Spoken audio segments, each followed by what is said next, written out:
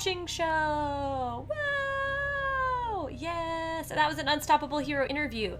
And now that I get to combine the two and do them back to back, I have been inspired to like do our educational exploration deep dive around the same theme of vulnerability.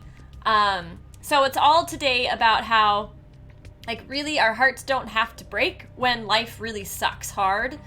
That there's something we can do, and I'm gonna reveal it later. You have to be patient, but there is something we can do to make our hearts more resilient, where we're able to just kind of weather. I don't know, I don't like the word weather. We're allowed to ride out, survive the suck of life. So I'm gonna definitely go into that a little bit more. The Mrs. Scott Evans! How are your eyes? Mrs. Scott, have you burned your glasses yet? Or crushed them? They're adjusting, I bet.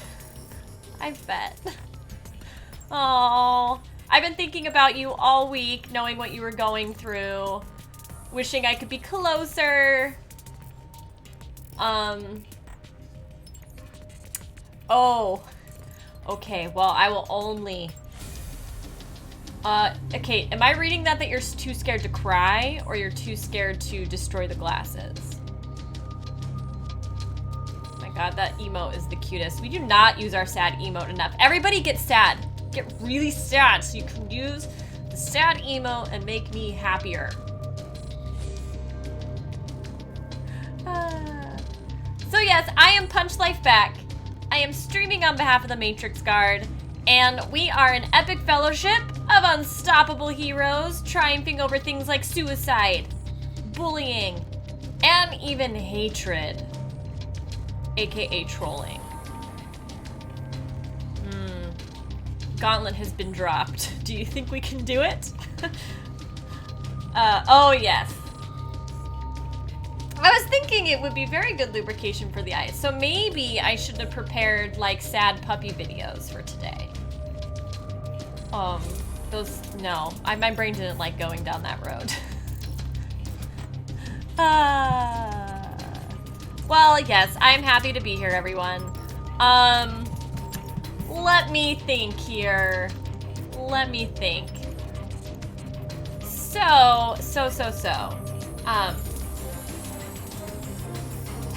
Yeah, don't wash out the medication. No, it's too precious. Too precious. Eventually, like, are you always gonna need eye drops? I can't remember if that's just, because I know when my grandmother had, I think her cataracts removed, she always needed eye drops from then on out, which she was aware of before she did it.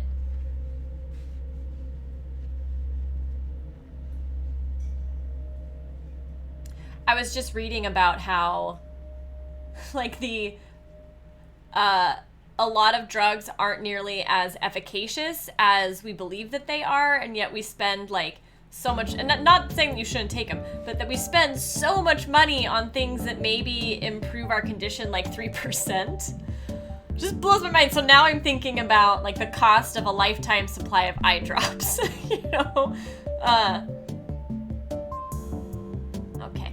Well, I'm sending you the good vibes. The good, you don't need eye drops vibes. So yes, everybody! Oh, well that makes sense. That makes sense. Oh, you don't want an eye infection. No. Yeah, so everybody, this is our life coaching show. I am Punch Life Back, which I've already said, but you get to hear it again. And really, this is all about how we can honor the heroes inside of us all, and how we can boost our overall well-being. And then, of course, we explore what it takes to punch back whenever life knocks us down, because life is gonna hit us from time to time, and the more resilient we can be, or the more we work on our resilience ahead of time, the more we'll experience well-being and flourishing even while we are grieving, for example. So that's what this is all about. I'm happy to be here. And again, today we're going to continue the theme of my conversation with Tom, which is all about vulnerability, but we're moving now a little bit more into how we can be resilient by leaning in and practicing self-empathy. So before we do that, which will be very soon, I want to do our gratitude practice. So this is a power-up. It is one of the easiest power-ups you can do in the entire world. There's a lot of evidence behind it about why it actually does indeed increase your well-being, and how the best of the best, you don't have to believe it, buy into what you're saying in order to benefit from the practice. That feeling appreciation, the feelings of gratitude are something you build like a muscle over time. It's just super cool. So the first question is, and feel free to participate in chat, do it at home, ignore it completely, whatever you would like to do. Of course, I would love to see it and interact with you. But the first question is, what was the best thing that happened to you yesterday? So one of the coolest things about just taking a grateful approach in your brain, as we are right now, by asking a question that opens that up, right? Is that even we all have a very heavy negativity bias. This is just something that comes to us from evolution. And so it's really, really easy to lose accurate perspective of our life and just think about and focus on the things that aren't working well. So this is just a quick way to give us an opportunity to start seeing the things that actually are working well, but that we're kind of blind to on a day-to-day basis because of this bias. So, from the doctor that my eyes are healing well and that I'm 20/10 vision. Woo! You know what I'm gonna do to that? You know what I'm gonna do? Ta-da! Hello, Digital House Party. Happy Friday to you. Welcome. Welcome, welcome. So, gosh, the best thing that happened to me yesterday? Oh, let's see. I got attacked, lovingly attacked, by my brother's dog, which was fantastic. I was on the couch with the blanket, and he just insisted on being underneath the blanket. It was so good. And he was kicking around in there and just having a great old time. And I don't know, he was just so cute. He was so cute. So the second question, which is the part of our gratitude power-up that I recommend you do on your own every day if you can, is to ask yourself, what are 3 things that you are grateful for right now? So in the present moment, what 3 things are you grateful for? Yeah, it was Rocky. It was Rocky. Oh, yeah. I am grateful for you guys. I'm grateful for my friend Tom. I mean, that is the 3rd time I've gotten him to come onto Twitch with me. The very first time I started streaming as Punch Life Back, I did a live coaching session, and it was with him, and I was just super grateful for him. So I'm really grateful to him. Blah blah blah blah blah blah blah. The other thing I'm grateful for is my tea, because I love me some tea. That's it, guys. It's super easy. And if you're doing this on your own or outside of our cast, I recommend you just do it for maybe a minute, and you just just keep listing these things. And these are the things you don't have to buy in order to benefit from the practice. I am grateful for being done with painting the trim in the hallway. Oh yeah, that's a tedious job. What? Nom noms? Nom noms. And clean water, that's always good, and not everybody has it, right? That's what I love about gratitude. It gives us perspective. Yes. Anybody else? What are the 3 things you're grateful for right now? I'm actually grateful for this music.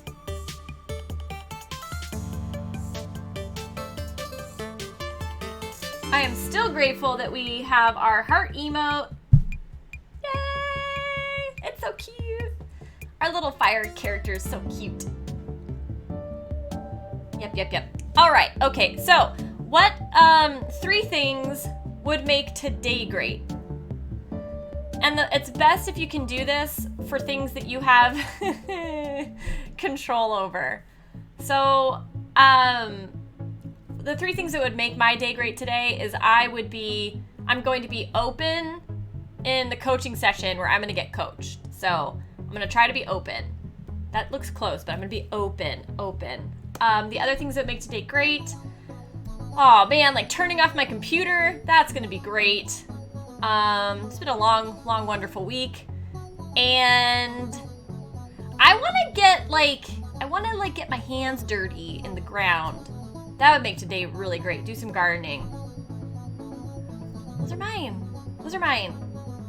And the final question is, what's your intention for the day?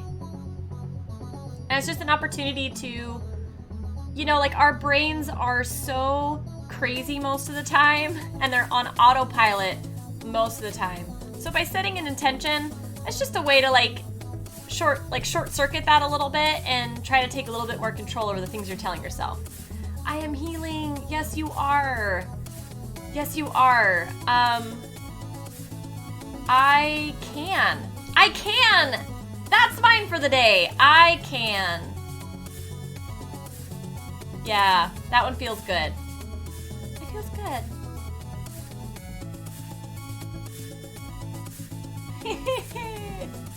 Right? It's very open-ended.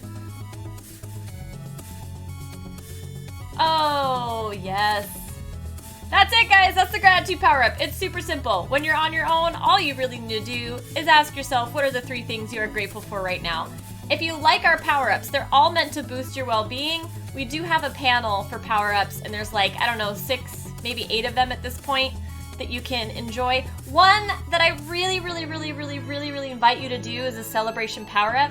Whenever something goes well in your life, you can use that link to tell me about it. Okay, and then in that link you can give me permission to share it and celebrate you when I'm streaming. It also, by the way, just filling out the stuff is also you celebrating yourself, which has wonderful benefits for your well-being and will help extend the good feelings that you're feeling because something wonderful has happened. So feel free to use that. I would love to celebrate you. I really would. You're using it right now, aren't you?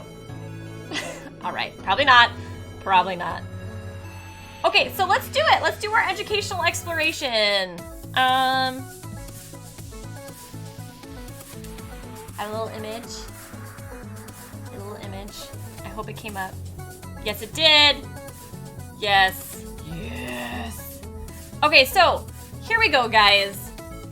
Hearts, we always talk about a broken heart, and there's this idea that you can actually die of a broken heart, and there is some research that backs that up in the sense that when we experience a tragedy, it releases a lot of stress into our physical bodies, and under certain conditions, that stress can actually kill people. It can be so intense and so strong that people actually can die of a broken heart. So there's that.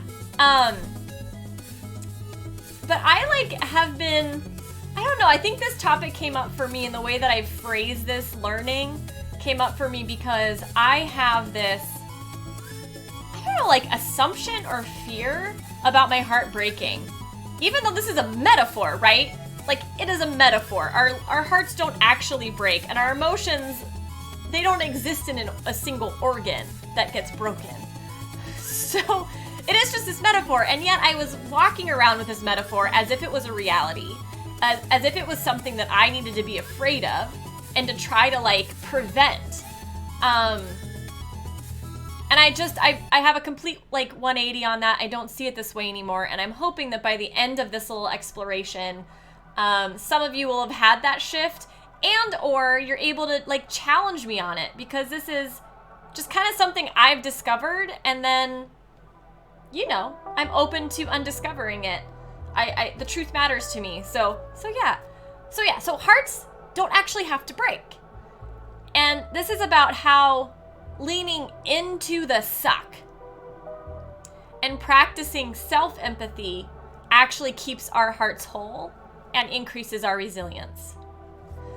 Okay, so yes, life, you guys, it sucks sometimes. Like, that I think is undeniable. And sometimes it sucks so hard. We all of us have adversities every single day, and they're sometimes they're little, like, oh, I can't find my phone.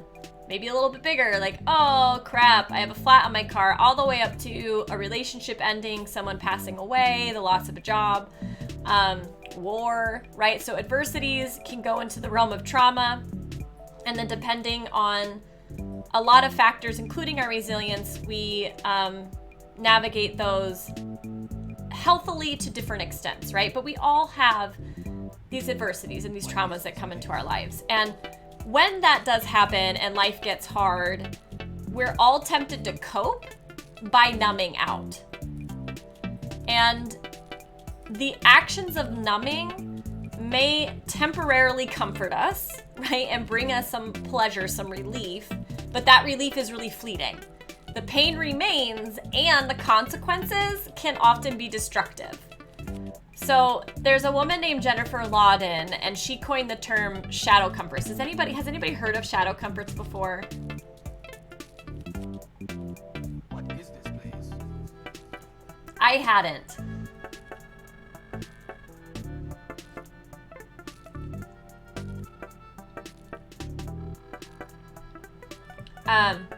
It sounds familiar to Mrs. Scott because you know everything. Yeah, so shadow comforts are her term for our numbing behaviors.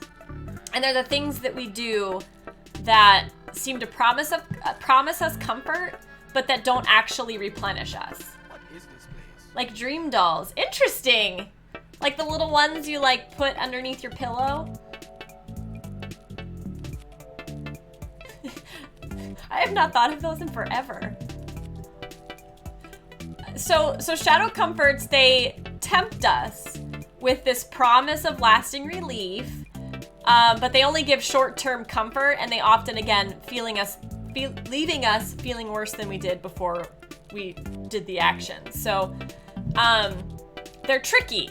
They're tricky, guys, because it's kind of like a deal with the devil. Yeah, not the same thing. Yeah, they're kind of like this deal with the devil, right? They're offering this like illusion of a fix. But engaging in them just makes the whole situation worse. So Brene Brown, who you all know that I love, she's a shame and vulnerability researcher. If you haven't watched her TED Talks, you really, really should. In her book, Daring Greatly, she says, and I quote, "When we're anxious, disconnected, vulnerable, alone, and feeling helpless, the booze and food and work and endless hours online feel like comfort. But in reality, they're only casting their long shadow over our lives." So one way to look at shadow comforts, they're the destructive behaviors we engage in to feel better temporarily. So yeah, booze, food, like workaholism, right? Always being online, all these things. We all know what these are.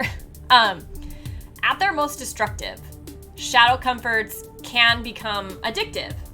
And Jennifer Rollins, is a different Jennifer than the shadow comfort Jennifer, says that anyone in the throes of an eating disorder, addiction, workaholism, or sex addiction can tell you that constantly trying to run from your emotions is exhausting. When you are focused on numbing your feelings rather than processing them and using healthy coping strategies, you prevent yourself from living a full and meaningful life. So when I read that, I was like, oh, wow, okay, why? Like, why are we actually preventing, like, the experience of a full and meaningful life, which I think is a pretty universal desire. And I think one of the reasons why this could be true is that by inhibiting, is that we may be, how do I put this? Well, it comes down to something that Brene Brown discovered in her research that that I mentioned in the interview with Tom. And so Brene says that we cannot selectively numb emotions. Okay? When we numb the painful emotions, we also numb the positive emotions. I feel like this has huge implications for my life, right? Like, love, like I tend to seek out the pleasurable stuff and like reject or try to deny, numb out to all the unpleasurable stuff. But what she's saying is that the good and the bad, love and loss, connection, disconnection, happiness and sadness, they're all the same thing. They're all two sides of the same thing. And that you really cannot have one without the other. So a life of meaning, you know, the emotions that come with that, the experiences that come with that are kind of on the positive side of that coin. And if you're trying to numb out to the negative side, that whole positive side just is also numbed out. And I don't know why. Like, I don't know if anyone knows yet why this is true. Like, what in our brains makes this the case for us, right? It just seems to be true based on research noticing that this occurs. So there's a tricky point that I wanted to touch on before I go too much further. And if anybody has questions or like pushback or anything, please throw it in chat for sure. So when I was trying to identify what my shadow comforts were, some of them were pretty obvious. But others, like reading, were harder. Because I'm like, oh, no, reading is a good thing, right? Like, people tend to view it as a good thing. Eating a ton of junk food, like binging on food, usually not. That's an easier thing to say, oh, that's clearly destructive to me and doesn't provide lasting comfort. But reading, so I really struggled with some of them, like knowing whether or not my habit was constructive or destructive. And so Jennifer Lawden like helped me out in this regard. And so she says that it's not what you do, it's why you are choosing it and how it makes you feel that defines a shadow comfort. Are we using the action? So here's the question. Are we using our action, reading in my example, to escape the pain or to not escape the pain, right? Like, are we using it to escape or not? And if we are using it to escape, then it is a shadow comfort. And by the way, you guys, in no shape am I trying to say any of this is perfectible or like any of this is like universally preferable. Because I could see how it sounds like I'm saying like, shame on you for engaging in shadow comforts. You should only take care of yourself. That's not what I'm saying. We are human beings. This is not perfectible. I engage in shadow comforts all the time. And sometimes, I just am not ready to face the suck. And that's, I think that's okay too. Of course, I hope, nobody wants shadow comforts that are really, really, destructive to our lives, like serious addictions, right? Because that brings so much pain. So I'm not I'm not also saying yes, let's all go do drugs all the time, right? Because that's also, anyways, I think you get it. I'm just trying to own the gray space of humanity here, and I'm not really making any suggestions.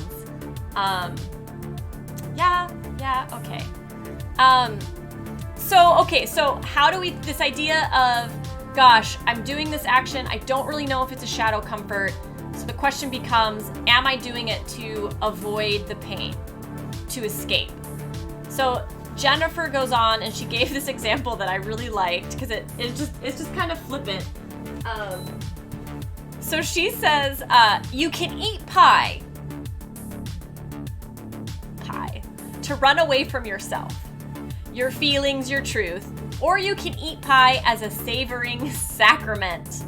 Are you using the pie, aka the shopping, the TV, the gossip, reading, to hide, or to soothe, or to celebrate? Are you using the pie to prove you don't deserve downtime? You can't be trusted to take care of yourself. Or are you connecting with the divine berry glory and letting it nourish and inspire you? Divine berry glory, guys. That's so good. I want some. So Brene Brown encourages us to ask, and I quote, are my choices comforting and nourishing my spirit, or are they temporary reprieves from vulnerability and difficult emotions, ultimately diminishing my spirit? Are my choices leading to wholeheartedness, or do they leave me feeling empty and searching? It's interesting that she talked about wholeheartedness, because I am framing this all in the idea of our hearts not having to break, which I'm going to get to in a minute. So yeah, if you don't know, if none of this is helpful, right, and you're still like, gosh, I just don't know if this action is a shadow comfort, I guess my little tip is that as long as it's not something that can put your life in danger, right, I would try fully embracing it. So like my reading, if I was really confused, I would try letting myself read and to the best of my ability to do so without any negative judgment, like any negative self-talk. Because what I find is that when I'm able to let go of the negative, destructive chatter in my brain, I'm better able to hear my inner wisdom. And so I think we'll have more insight into whether or not it is a shadow comfort. Like we'll be able to hear ourselves come up with the answer. So if you are a follower or you're a patron, you have access to our worksheet for all of these educational explorations. So you can like do the work at your own speed. I'm about to ask a series of questions, which is why I'm bringing this up. So you can always, if you're not either of those things, which is totally fine, you can write the questions down and do them at your own speed as well. You can also put them in chat. If I have a ton of activity in chat, I'll take the time to work through the questions. If not, I'll just keep moving. So I'm trying to do it based on your interest and to gauge that off of what chat is doing, if that makes sense. So the first question is, what emotions make you want to escape? So just in general, what emotions make you want to escape? For me, it's like, what emotion doesn't make me want to escape? I guess maybe happiness feels pretty good.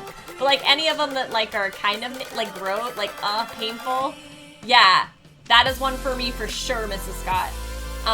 And that's the thing, like, if I feel irritated, I'm less likely to numb out than if I'm feeling anger. Like so the more extreme or the stronger the emotion, the more the more likely I am to give in to my shadow comforts.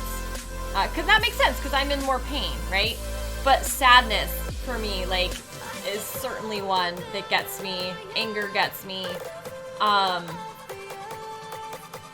Those are the two biggies for me, for sure.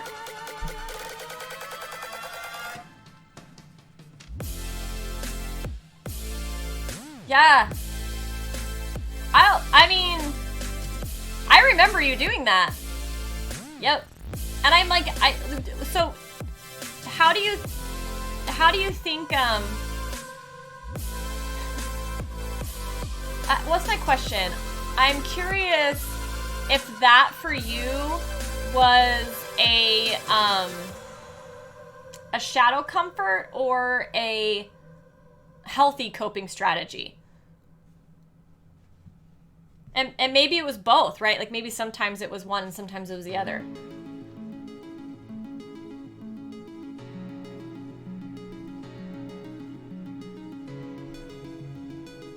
And thank you for sharing this example, because this is helping me further my learning around this. Because now I'm going, oh, if I went on a drive and I was doing it to escape the crap, you know, for me, it would be a shadow comfort. But maybe for you, the same exact action isn't. So it reminds me to be humble and not judge other people for what they do. You know? So, yeah. Yeah, I remember every once in a while, like, getting texts from you or a call when you were driving. Oh, the good old days when you were so angry.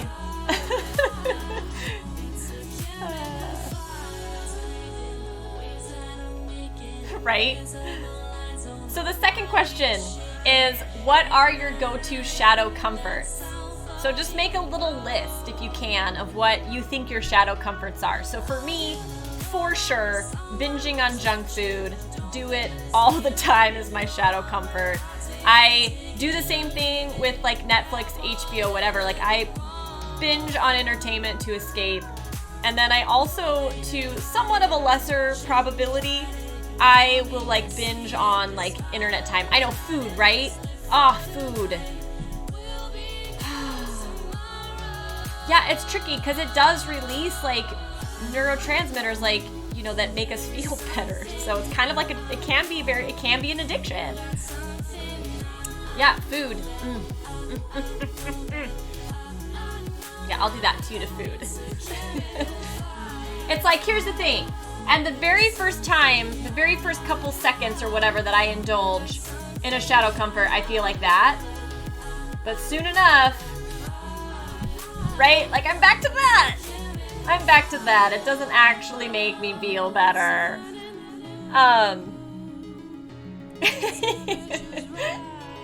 Yes.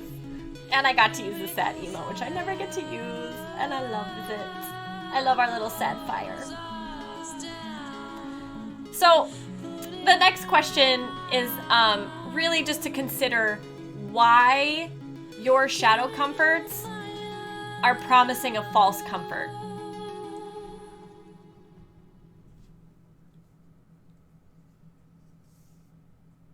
Yeah.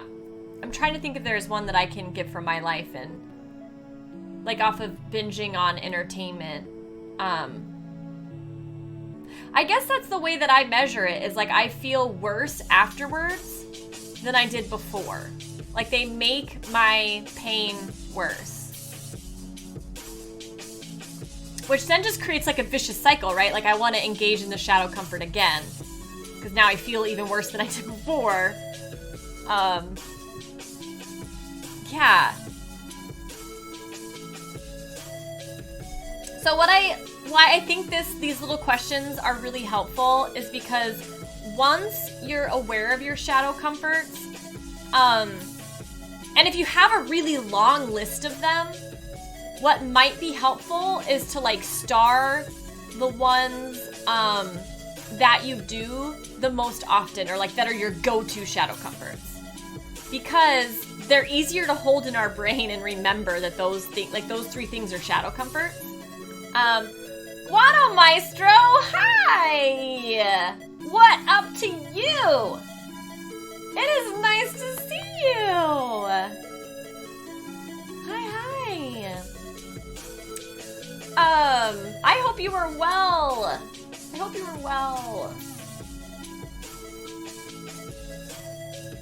I have had a really good few weeks. Yes, indeed. Yeah, and even when I'm not having a great time, I come online and stream, and I feel better. Oh my gosh, you guys! Streaming is a real comfort for me. What? I did not expect that. Oh, whoa, you did? What is attorney? I kind of know. Ooh, and taking heavy ownership. That sounds like, yeah, but what does turn down mean?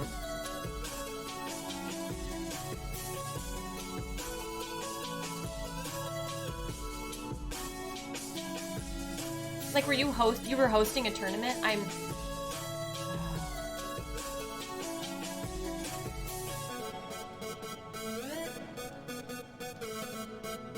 Oh, got it. Yes, that's right. Yeah, I wish, Brene. Hi, Exy. Hi. Oh, yeah. So here's what I love about what you're saying, Guano, is like, it sounds like you had this like, you know, goal that you were working, and I know you, so I know you put like a lot of effort into it. It didn't work out, and you're reworking it, like you haven't given up.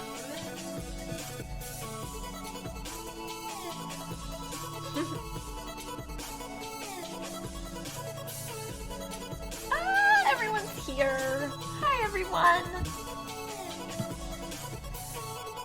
So we were just like getting clarity about our specific like habitual actions we do to numb out when we're like not wanting to feel our painful feelings.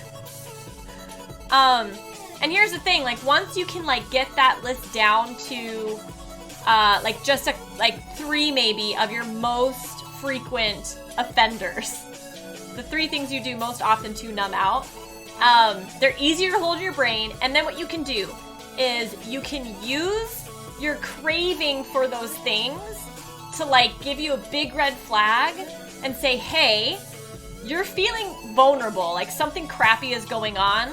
You have an opportunity, instead of engaging the shadow comfort, to lean into the suckiness and, you know, increase your well-being for choosing the other option. So they give you like a red flag tool. Like again, like awareness is so key to all of this stuff. And that's your awareness now, if that makes sense. Oh my gosh. You're always, Guano, you're always learning like something intensely. Like last time we spoke, you were like learning so much about like YouTube and uploading from Twitch to YouTube and like how to maximize that. Like I can't wait to like just talk to you again and benefit from your learning, so I don't have to do all of it.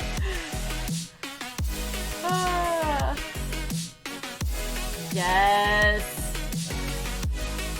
Okay, so I'm at the point, you guys, where I'm gonna talk to you about or share my personal like awareness around all of this that made me go, oh wow, okay, so like breaking like a broken heart is something that doesn't have to happen to any of us, and it's not something that so therefore it's like not something that like we have to be afraid of, because I was definitely carrying around this notion that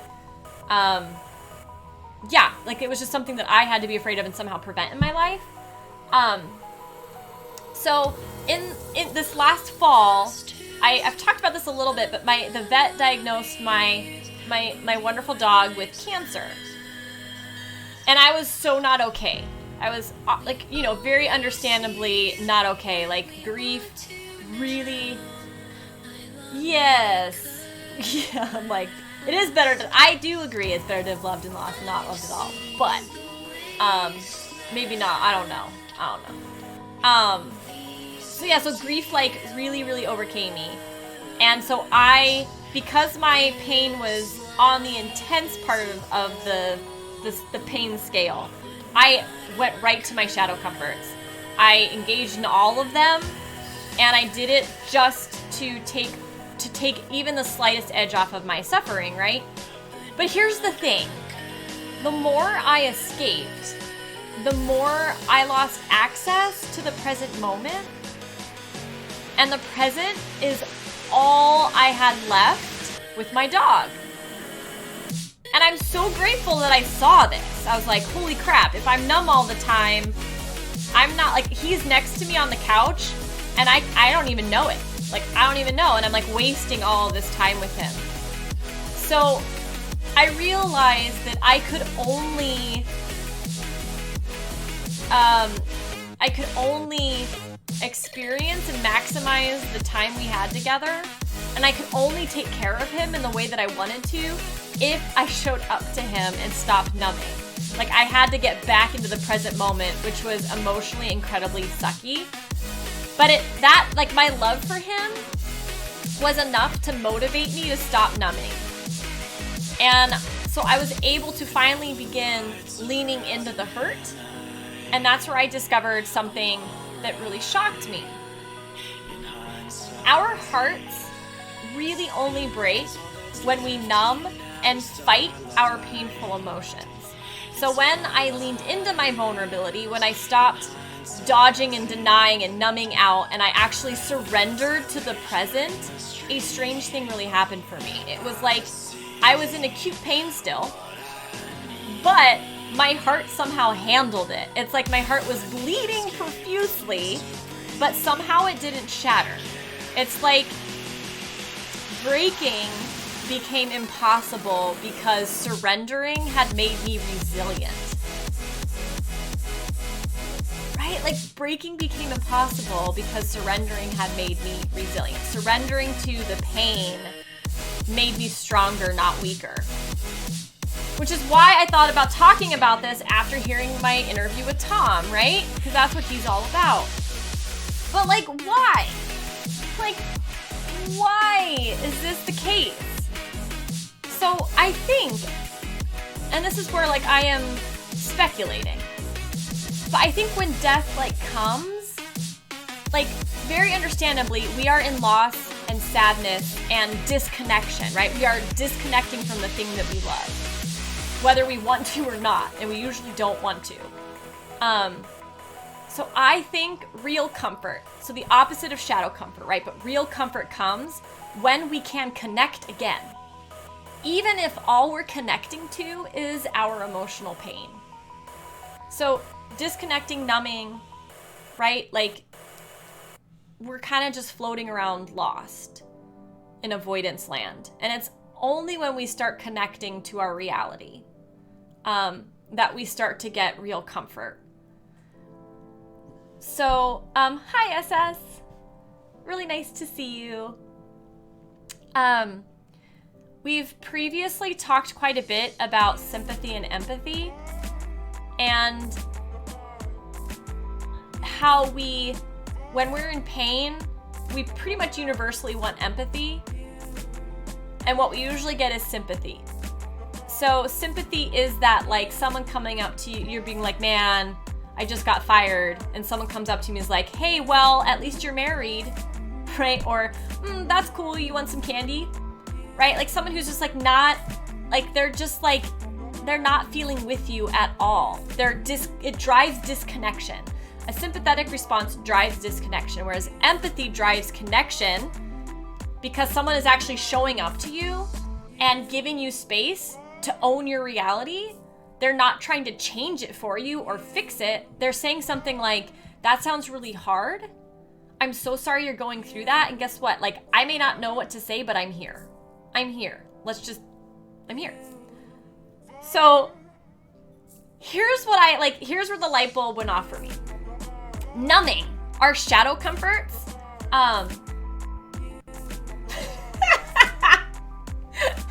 I had my beer helmet on earlier, Exy, but I took it off while I started to stream because, yeah.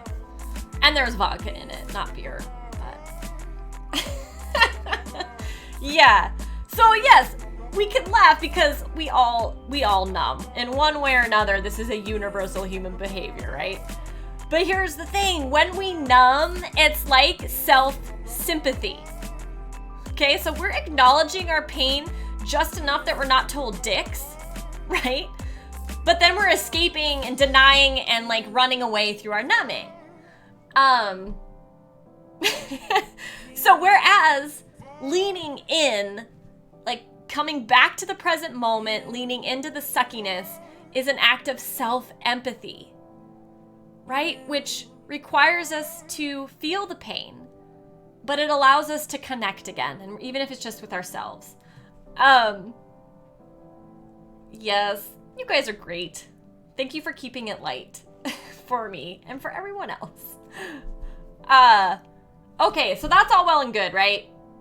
But okay, well, how the hell? Like, how do we actually lean in?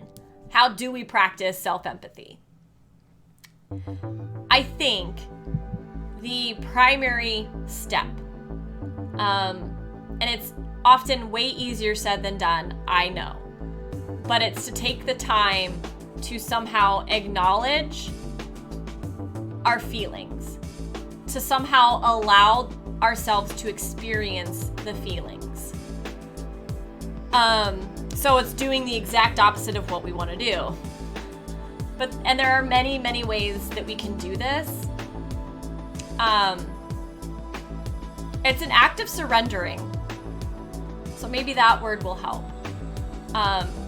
So some of the ways that I do this is I will, sometimes I have to literally schedule it on a calendar. Like if I'm just, this is so embarrassing to say, but if I'm like too busy and I know like something, like I'm really feeling crappy and I'm just like not taking the time to like come into the present with it and lean in, like I will actually carve out time on my schedule. I also journal. That can help me a lot. I have a coach that I talk to. I've definitely gone to therapy to talk to a therapist. I have a core group of people that I know are really good with empathy, and so I will talk to them. I will avoid talking, if not all the time, but I do my best to avoid sharing my emotional pain with my friends who usually respond with sympathy instead of empathy, because that's just kind of super crappy to experience. So I've kind of learned who is who.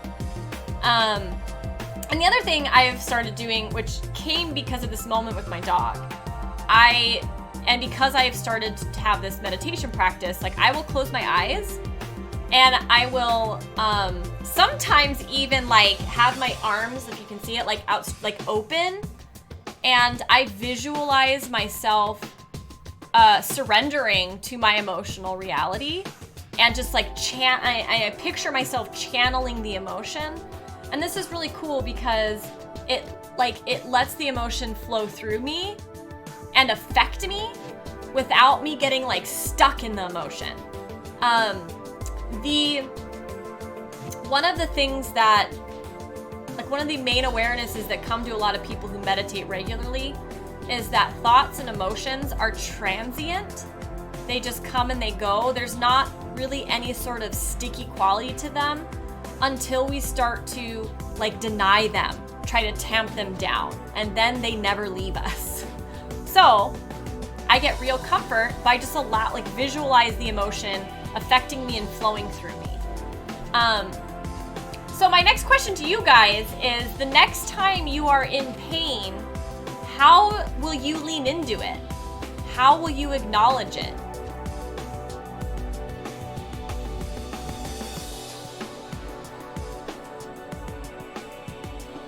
How will you acknowledge it? And see, that's the thing, is like these ways are kind of like limitless. Emotional pain, but that's a good question. Sitting and having a good cry. Oh yeah. Yeah, I think we cry because it has that cathartic effect. Like it actually moves the sadness and it lets the emotion shift instead of being stuck. Yeah, writing it down somewhere. Absolutely. That's like when I journal. There's like one of the fundamental skills as a coach that we're taught is to be able to acknowledge and like validate our clients' emotional pain, like their emotional reality. And it's so interesting because until I do that for a client or with a client, every other coaching tool doesn't work. Every other thing that I have in order to help them move on or like choose a powerful behavior, it all doesn't work until they feel like they've been heard and their emotion has been acknowledged. So I think that's why I'm pretty convinced that by just acknowledging our own, like we can do it for ourselves, and by acknowledging it for ourselves, that's what then allows all the other things that we like know to do to cope work. Yes, SS, I'm so glad you reminded us all of kind words. Absolutely. Absolutely. I've even seen people on kind words like do like part 1, send it.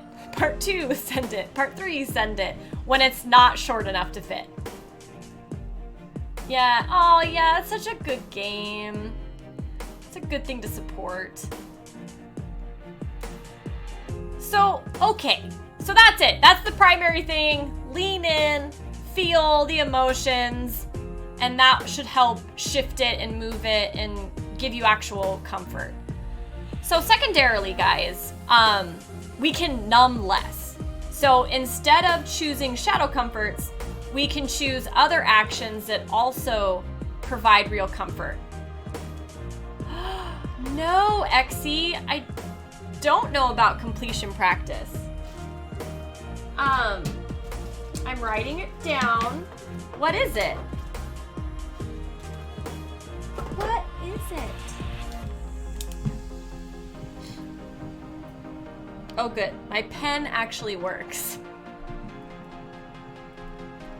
I don't know why, but Yeti Dude and I seem to have, like, our little basket of pens, like, 1 out of 10 works, and we just keep the, like, we don't throw them out. Why? Why? So stupid!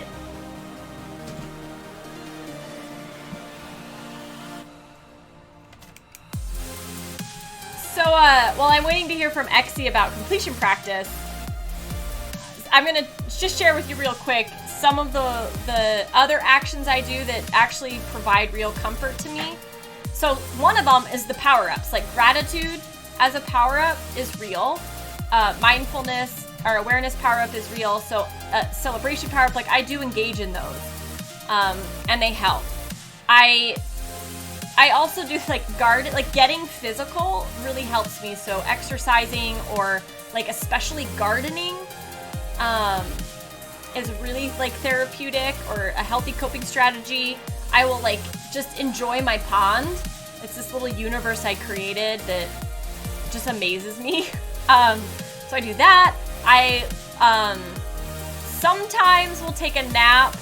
I will sing. I'll like dance to a song. I'll go for a walk. Streaming is very much gives me real comfort most of the time. And I coach. Like coaching does that for me as well. So my question then to you guys is, of course, what actions bring you real comfort? What stuff do you do that brings you real comfort instead of a shadow comfort?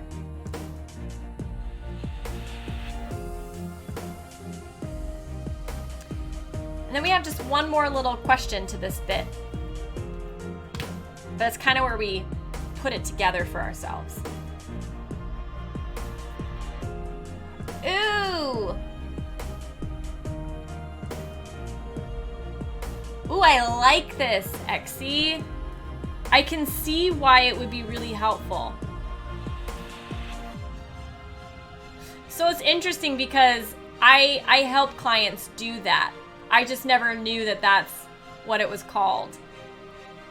But yeah, I mean, that's right. Like, so getting out all the anger, that to me means like you have to be able to express it and feel heard. Yeah, absolutely. Like you can't move on from an emotion until you've done what we're saying to do, right? Which like leaning into it and experiencing it. Yeah, and because you could never take responsibility for your part if like with somebody, like say you're having this conversation with someone who's not being empathetic and they're being sympathetic and they're trying to like fix you or tell you that your anger isn't reasonable or that you shouldn't be angry because you've got an awesome car. Like you would never ever get to the point with them that you could have a conversation where you're taking responsibility for your part, right? Like it would just feed your anger. So being able to get it out yourself and to practice that empathy with yourself allows for step 2. Like this makes so much sense to me.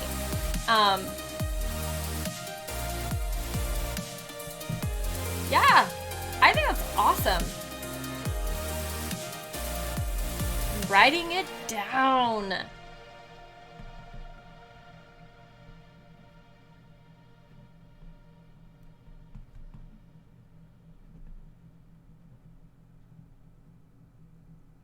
Yeah, we talk about the like the value of taking responsibility all the time. Yeah. Awesome. Thank you for sharing that.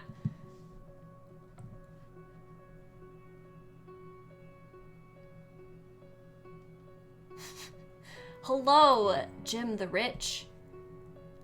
I think my mods might be talking to you. I'm not sure. All right. So, here's the last little bit, guys.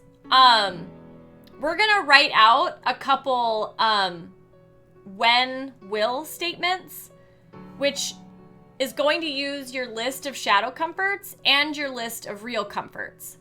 So for example, it's going to look something like this. Like when I want to shadow comfort, I will real comfort instead. Oh my gosh, Exy. All the wives out there, on behalf of all of them. Yeah, so when I want to shadow comfort, I will real comfort instead. So for example, when I want, so I remember I mentioned like try to get them to like your 2 or 3 ones that you do the most often. So for me, that was eating junk food, binging on television. So when I want to eat junk food, I will journal for 5 minutes instead. See how that worked? And then when I want to spend the day or afternoon watching TV, I will meditate first. So this trick helps with willpower. Our willpower is limited at any given moment. And by making decisions ahead of time, you're short-circuiting. You're avoiding the necessity to make a decision in the moment that would require willpower. So essentially, you're using your willpower now to not have to use it later when you might not have any left. So that's the last little bit. When I want to shadow comfort, I will real comfort instead.